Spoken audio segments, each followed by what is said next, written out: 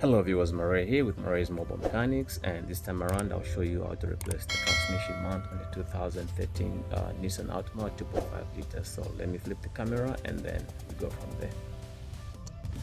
So first thing is we're going to disconnect the negative terminal of the battery. I'm not sure if we need to take the whole battery out, but we'll see later.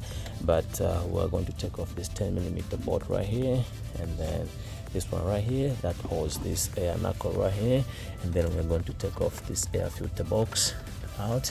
We're going to disconnect the mass airflow sensor right there, just like so. Press on the tab and then pull it, and then we have to take off this clip right there, and then take off the air box, and then we'll see what is next, whether we need to disconnect the battery completely or not. But for now, let me take those out and then I'll bring you guys back. Hello viewers, so I took off the air filter assembly altogether with the bottom piece and the top piece.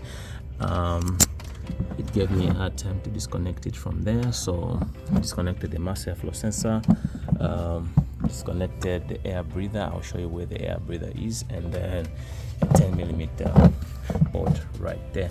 So also unclamped the clamp that clamps right there with the flathead screwdriver, which is right there.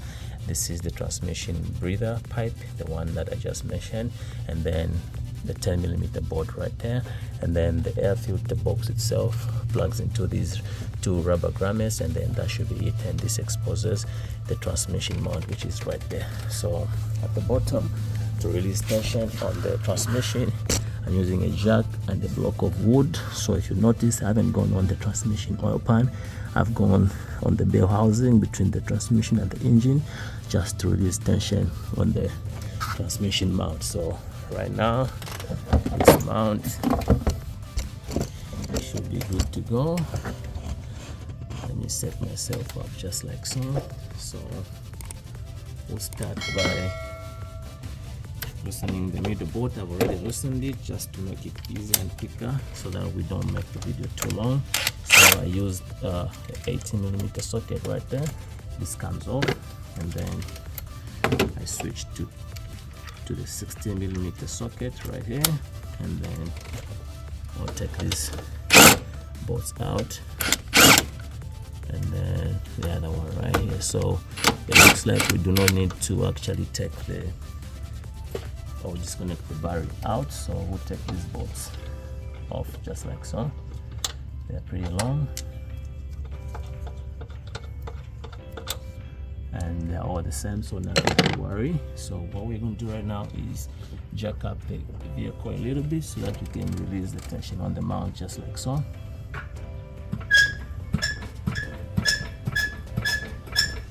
And then you can see it's moving just like so. So I'm having a customer, and let me attend to them and I'll bring you guys back.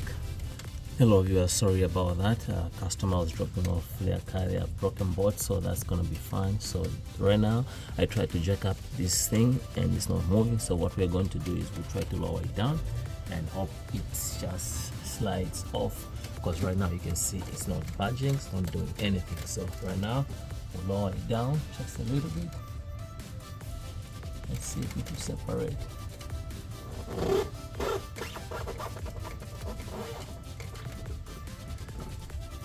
Let's see what we got. Still nothing. Yeah, because they're going pretty tight in there. So let's try to get a pry bar and try to separate it right there. So let me show you the new mount, the way it looks, and then you have an idea of what is going on right now. So by the way, I'm using Western Star brand, and that's the part number right there, EM-9465, courtesy of Rokoto. I'm not sponsored, one more time, just good deals going with them. So you see, this is the piece that's inside there, so we just need to separate this piece, and then you can see the distance of the mount. You see this mount right here, and then right here this one has collapsed. So let me try to pry off this guy with a pry bar or a big screwdriver and see what happens, and then I'll bring you guys back. Hello viewers, so this transmission mount gave me a hard time to come out, but finally I figured it out how to pull it out.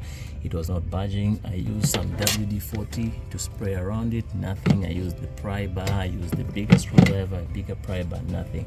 Not until I figured it out. Let me put the nut and tighten it just a little bit, the center nut, and then use this puller to actually pull it out. So this tool has done the work. So right now I'm just taking off the tool, and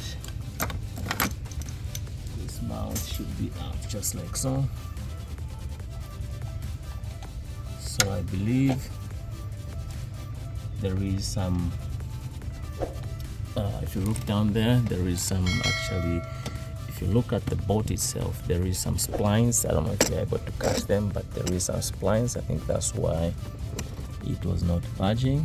So it was tight in there, and then it came out just like so. So right now you can see I sprayed around it, nothing. So you can see, let's do the comparisons with the new one and the old one. So you can see side to side, this one has collapsed. I don't know if you're able to see, and you can see stress all around it. And if you look at the other one, it's still standing upright. So let me see if we can do the right comparisons on camera. You see what I'm talking about. So we'll do it this way. I want you to look at the distance between this plate and this top part of the mount and do the comparisons. So you can see this guy is shorter, it has collapsed. This guy is still intact. You see the gap right here and right there. So that's the reason why we are replacing it. So we'll go ahead and install the new one just like so. I'll go ahead and center the bolts just like so.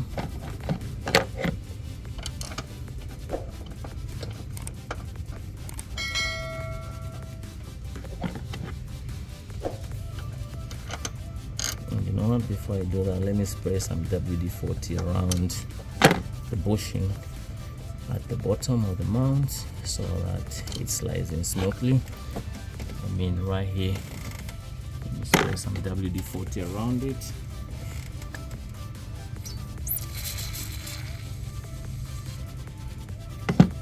Just to help it sit in there smoothly. Then we can go ahead and center the bolts just like so.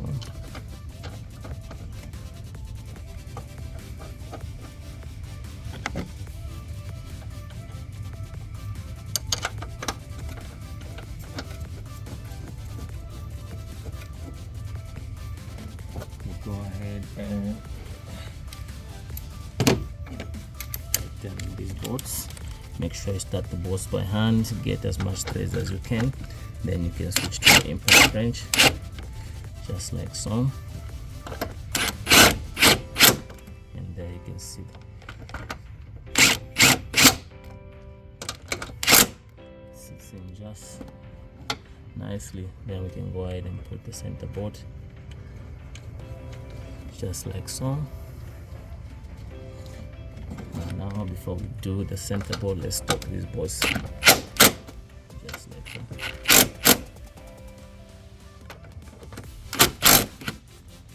Then we can switch to the center one, which is the 18mm nut. We use the 18mm socket with the impact wrench.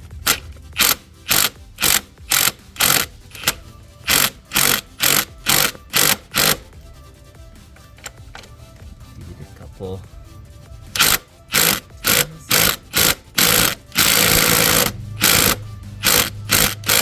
that should be it. And what's remaining right now is just putting back the air filter box, mass airflow sensor, and connect the rest of the things together. And definitely that's how you replace the transmission mount on a 2013 Nissan Altima 2.5 liters. Thanks for watching. If you find this video helpful, give it a like, guys, and don't forget to subscribe, like, and share. I hope you find this video helpful, entertaining, and educative. If you have any questions in the comments, leave them in the comment section below, and we'll see you on the next one.